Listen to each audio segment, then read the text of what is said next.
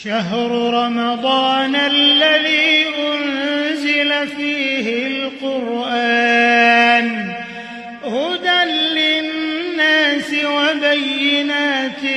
من الهدى والفرقان، فمن شهد منكم الشهر فليصمه،